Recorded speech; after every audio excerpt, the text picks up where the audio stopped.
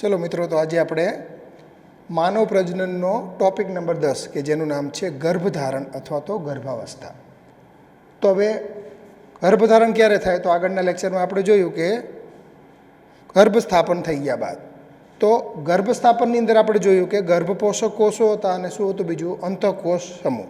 તો આ જે અંતઃકોષ સમૂહ છે એમાંથી ગર્ભનું નિર્માણ થાય છે, બરાબર? તો ગર્ભધારણ કેવી રીતે થાય એ તબક્કાવાર જોઈએ. તો ગર્ભસ્થાપન થઈ ગયા બાદ પોષક કોષો જે છે, આખું એક ફરતું સ્તર હતું ને, તો પોષક કોષો જે છે એની ઉપર આંગળી જેવા પ્રવર્ધનું નિર્માણ થાય. શું થશે? આંગળી જેવા પ્રવર્ધનું નિર્માણ થાય, જેને કહેવાય જરાયુજ અંકુર, કોરિયોનિક વિલાય, બરાબર? એમાંથી બન્યું તો ગર્ભ પોષક કોષોની ઉપર આંગળી જેવો પ્રવર્ત દેખાણો. અને આ જે જરાયુજ અંકુર છે એ ગર્ભાશયની પેશીઓ અને માતાના રુધિર દ્વારા ઘેરાયેલું હોય. આ થોડુંક આકૃતિમાં નથી બતાવ્યું, પણ થોડુંક ઊંડાણની વાત છે. સમજી લઈએ આપણે કે ગર્ભાશયની પેશી અને માતાના રુધિર દ્વારા એ ઘેરાયેલું હોય. હવે આ જરાયુજ અંકુર અને ગર્ભાશયની પેશીઓ જે છે એ એકબીજા સાથે સંકળાય અને સંયુક્ત રીતે ભ્રૂણ અથવા તો ગર્ભ અને માતાના શરીર વચ્ચે રચનાત્મક અને ક્રિયાત્મક એકમનું નિર્માણ કરે, જેને આપણે કહેશું જરાયુ. કેવી રીતે બન્યો? તો જરાયુજ અંકુર અને ગર્ભાશયની પેશીઓ આ બે જે છે ભેગા મળીને એક રચના બનાવી, જેને કહેશું આપણે જરાયુ. ઇંગ્લિશમાં એને કહેવાય પ્લાસેન્ટા, બરાબર? તો હવે આ જરાયુ જે છે એ ભ્રૂણ સાથે અથવા તો ગર્ભ સાથે કેવી રીતે જોડાયેલું હોય? તો સમજો, આ જરાયુ છે, આ ગર્ભ છે અથવા તો ભ્રૂણ છે, તો ગર્ભનાળ દ્વારા જોડાયેલો હોય. શેના દ્વારા? ગર્ભનાળ દ્વારા, જે ભ્રૂણની અંદર અને બહાર પદાર્થોના વહનમાં મદદ કરે. એટલે કે કોઈ પદાર્થ અંદર પહોંચાડવું હોય કે અંદરથી બહાર કંઈક જવા દેવું હોય તો એ ઉપયોગી થાય. તો હવે આપણને પ્રશ્ન થાય કે આ જરાયુનું કામ શું? તો જરાયુનું બહુ મોટું કામ છે. તો સૌથી પહેલાં ઓક્સિજન, કેમ કે ગર્ભ શ્વસન કરતો નથી, એને ઓક્સિજનની જરૂર પડશે. અને પોષક ઘટકો જે છે એ પૂરા પાડવાનું કામ કરશે જરાયુ, બરાબર? કોના મારફતે? ગર્ભનાળ મારફતે. અને બીજું કામ શું? તો કાર્બન ડાયોક્સાઇડ અને ઉત્સર્ગ પદાર્થો જે છે એનો નિકાલ પણ જરાયુ દ્વારા થશે, એટલે કે ગર્ભનાળ દ્વારા એનો નિકાલ થશે. તો આવી રીતનું જરાયુનું કામ છે. હવે જરાયુ અંતઃસ્ત્રાવી પેશી તરીકે પણ વર્તે છે.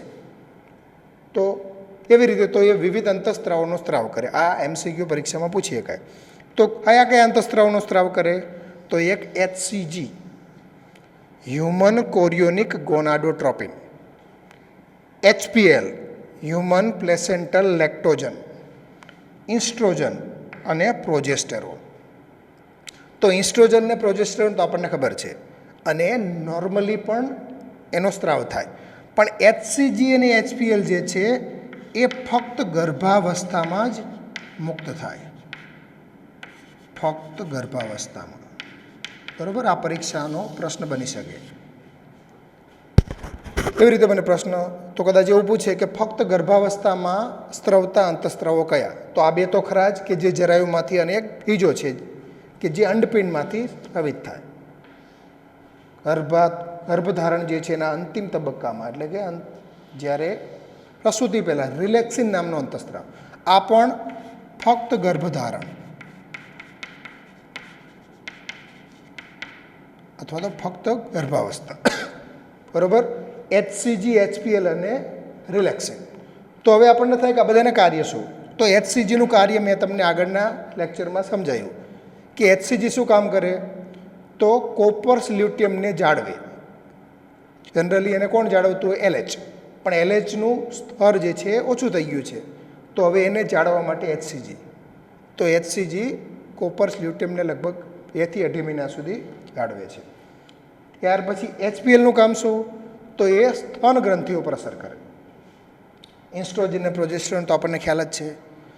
તો આવી રીતે આપણે કહી શકીએ કે જરાયુ જે છે અંતઃસ્ત્રાવી પેશી તરીકે કામ કરે. આ સિવાય ગર્ભધારણ સમયગાળામાં અથવા તો ગર્ભાવસ્થા દરમિયાન અન્ય અંતઃસ્ત્રાવોનું સ્તર પણ સામાન્ય રીતે વધેલું જોવા મળે. કયા કયા? એસ્ટ્રોજનનું વધે, પ્રોજેસ્ટેરોન, કાર્ટિઝોલ, પ્રોલેક્ટિન, થાઇરોક્સિન. તો હવે આ બધાનું વધેલું સ્તર શેના માટે જરૂરી છે? તો ગર્ભની વૃદ્ધિ, માતાની અંદર ચયાપચયક ફેરફારો અને ગર્ભાવસ્થાની જાળવણી, આ બધા માટે આ અંતઃસ્ત્રાવોનું વધેલું સ્તર આવશ્યક છે. બરાબર. ત્યાર પછી હવે જોઈએ કે ગર્ભ સ્થાપન થઈ ગયું. બરાબર. તો ગર્ભ સ્થાપન થઈ ગયા બાદ અંતઃકોષ સમૂહ, આવી રીતની એક આકૃતિ હતી. અહીંયા એક કોષોનો સમૂહ હતો, અહીંયા ફરતા કોષો હતા. તો આ શું હતું? અંતઃકોષ સમૂહ. તો હવે અંતઃકોષ સમૂહ જે છે ગર્ભ સ્થાપન બાદ તરત જ વિભેદિત થાય. વિભેદિત થાય અને બાહ્ય ગર્ભસ્તર અને અંતઃગર્ભસ્તરનું નિર્માણ કરે. બાહ્ય ગર્ભસ્તરને શું કહેશું? એક્ટોડર્મ. અંતઃગર્ભસ્તરને કહેશું એન્ડોડર્મ. બરાબર. અને ત્યારબાદ બંનેની વચ્ચે મધ્ય ગર્ભસ્તરનું નિર્માણ થાય. સૌથી પહેલાં નહીં, સૌથી પહેલાં બાહ્ય અને અંત, ત્યાર પછી મધ્ય ગર્ભસ્તર. એને શું કહેવાય? મેઝોડર્મ. હવે આ બધા જે ગર્ભસ્તરો છે એમાંથી હવે કઈ કઈ પેશીઓ બનશે? તો આપણને ખબર છે કે પેશીઓ 4 પ્રકારની છે. કઈ કઈ?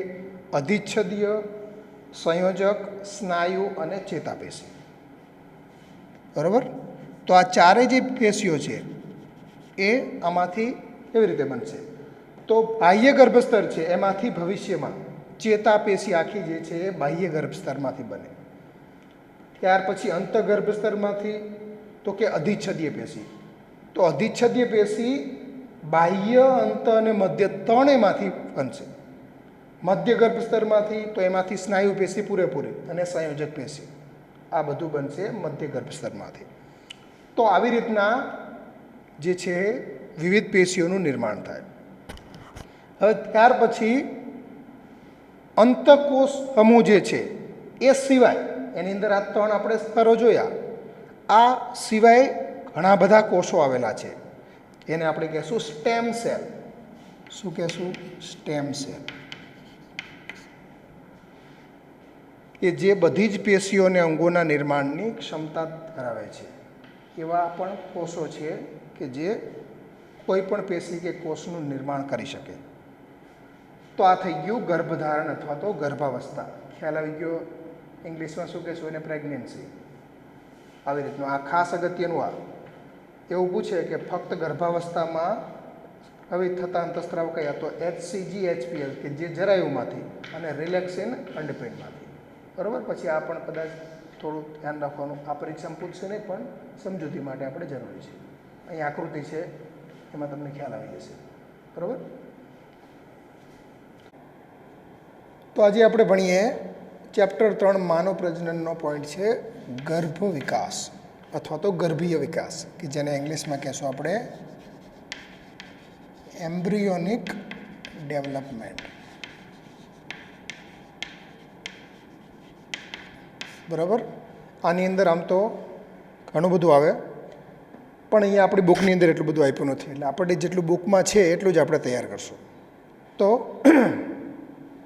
ગયો જે પોઈન્ટ છે એની અંદર થોડાક પ્રશ્ન પૂછ્યા હતા આપણને કે ભાઈ અમુક એક્ઝામ્પલ આપ્યા. કૂતરું છે, હાથી, બિલાડી, મનુષ્ય, આ બધાની અંદર ગર્ભાવસ્થાનો સમયગાળો કેટલો હોય? તો ખાલી નોટ ડાઉન કરી નાખો, કદાચ MCQમાં પૂછીએ કે કૂતરાની અંદર 60 થી 65 દિવસનો, હાથી હોય તો એની અંદર 607 થી 641 દિવસ, બિલાડીમાં 62 થી 72 દિવસ, અને મનુષ્યમાં તો આપણને ખબર જ છે 9 મહિના. બરાબર.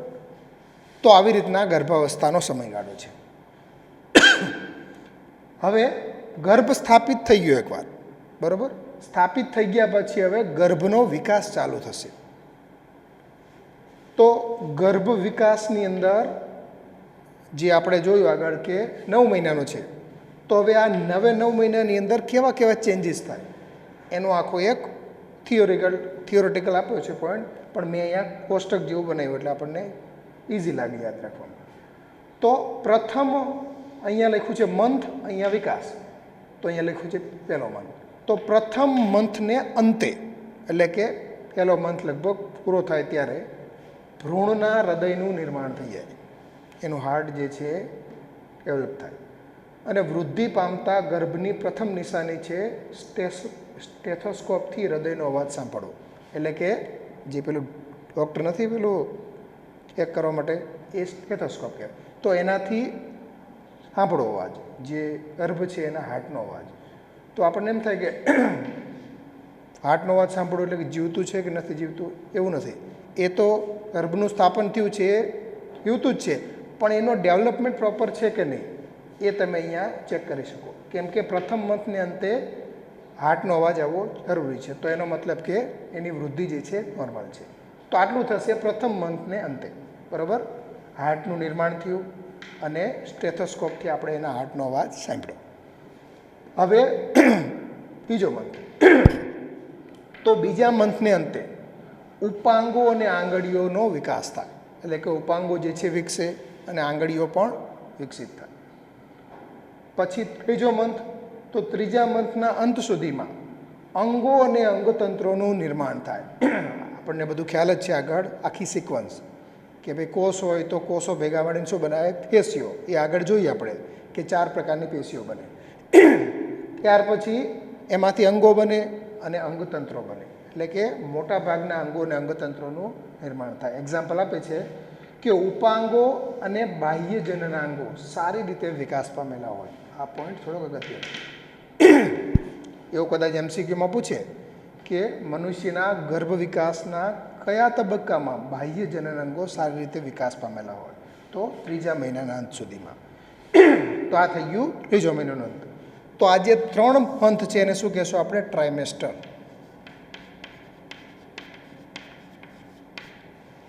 જે 9 મંથ છે એને આપણે 3 મંથ જે છે પ્રથમ ટ્રાઇમેસ્ટર, સેકન્ડ અને થર્ડ એવી રીતે આપણે વહેંચી દઈએ. તો ટૂંકમાં કહેવાનો મતલબ કે પ્રથમ ટ્રાઇમેસ્ટર પૂરું થાય ત્યાં સુધીમાં આટલું નિર્માણ થઈ ગયું હોય, બરાબર. ત્યાર પછી જોઈએ આગળ ચોથો મંથ. તો એના વિશે NCERT કોઈ ઉલ્લેખ કરેલો નથી, તો આપણે પણ કંઈ કરશું નહીં, બરાબર. પછી આવી જાઓ સીધા જ 5મા મંથમાં. તો 5મા મંથની અંદર શું થાય? તો ગર્ભનું પ્રથમ હલનચલન થાય. માતાના ગર્ભાશયમાં જે ગર્ભ છે હલનચલન કરે પેલું, અને માથા પર વાળ ઉગવાની શરૂઆત થાય, બરાબર. આટલો ફેરફાર 5મા મહિનામાં થાય. પછી 6ઠા મહિનામાં શું ફેરફાર થાય? તો 6ઠા મહિનામાં શરીર સૂક્ષ્મ વાળથી ઘેરાય. એટલે કે શરીર ઉપર જે છે સૂક્ષ્મ હેર જે છે એનું નિર્માણ થાય. આંખના પોપચા અલગ થાય અને પાપણોનું નિર્માણ થાય. આટલું 6ઠા મહિનાના અંત સુધીમાં થાય. અને ત્યાર પછી 7મો, 8મો, 9મો એના વિશે કોઈ ઉલ્લેખ નથી. તો બીજા ટ્રાઇમેસ્ટરમાં આટલા ચેન્જ થાય. અને ત્રીજું ટ્રાઇમેસ્ટર પૂરું થાય એટલે કે 9મા મહિનાના અંતે ગર્ભ જે છે સંપૂર્ણ વિકસિત બની જાય. ગર્ભને કે આપણે ભ્રૂણ શબ્દ વાપરશું. અને ત્યાર પછી આગળ પોઈન્ટ આવશે પ્રસૂતિ થાય, એટલે કે ડિલિવરી જે છે. ખ્યાલ આવી ગયો બધાને? ફરીથી જોઈ લો એકવાર. પહેલું ટ્રાઇમેસ્ટર, બીજું ને ત્રીજું. પહેલાં ટ્રાઇમેસ્ટરમાં શું ચેન્જ થાય? હાર્ટ નિર્માણ પામે, સ્ટેથોસ્કોપથી એનો અવાજ સાંભળવામાં આવે. બીજા મહિનાના અંતે ઉપાંગો આંગળીઓ વિકસે. ત્રીજા મહિનાના અંતમાં અંગો અને અંગતંત્રો બને. ઉપાંગો અને બાહ્ય જનનાંગો સારી રીતે વિકાસ પામે. બીજા ટ્રાઇમેસ્ટરમાં તો કે 5મા મહિનામાં ગર્ભનું પ્રથમ હલનચલન થાય, માથા ઉપર વાળ ઉગે. 6ઠ્ઠા મહિનાના અંત સુધીમાં શરીર સૂક્ષ્મ વાળથી ઘેરાય, આંખના પોપચા અલગ થાય અને પાપણોનું નિર્માણ થાય. અને ત્રીજા ટ્રાઇમેસ્ટરના અંતે ગર્ભ જે છે સંપૂર્ણ વિકસિત બને. અને ત્યાર પછી પ્રસૂતિની ક્રિયાથી એનો નિકાલ થાય, બરાબર.